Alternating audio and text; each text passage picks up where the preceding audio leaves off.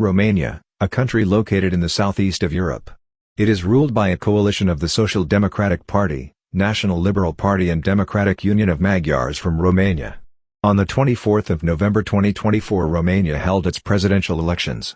The first round of elections was won by the independent candidate Călin Georgescu.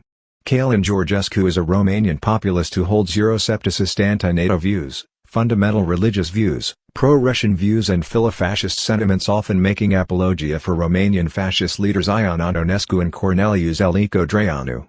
Due to all of this, the first round of elections was cancelled and Georgescu candidature was banned in the first round of elections, and the second that was to come in the 8th of December cancelled. Next elections are to be held in May of this year, which he cannot participate in.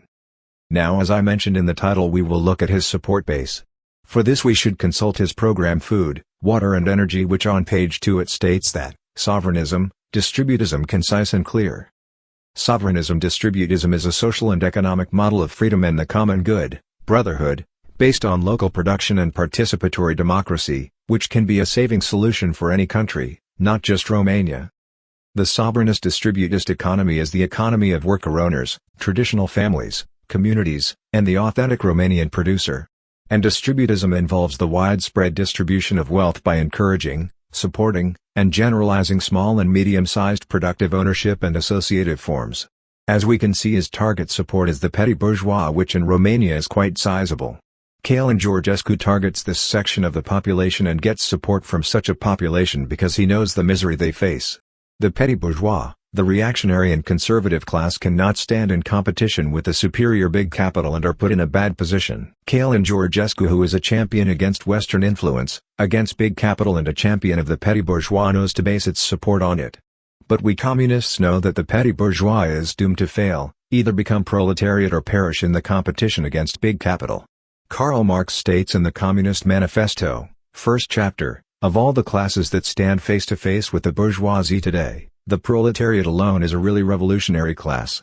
The other classes decay and finally disappear in the face of modern industry. The proletariat is its special and essential product.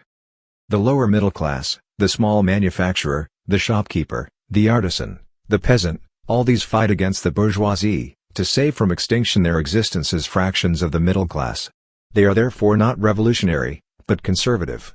Nay more, they are reactionary, for they try to roll back the wheel of history. If by chance, they are revolutionary, they are only so in view of their impending transfer into the proletariat. They thus defend not their present, but their future interests. They desert their own standpoint to place themselves at that of the proletariat.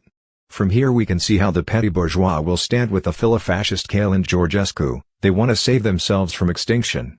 The petty bourgeois is, as I pointed out, doomed to fail in the face of big capital, where production is socialized and the production outcome is higher. The big capital brings together the workers, it makes production social, where the petty bourgeois barely has means of subsistence. For example, its small store is threatened by the big competitors such as Lidl or Kaufland. As I pointed out earlier, the petty bourgeois can only save itself by either becoming proletariat or becoming a capitalist.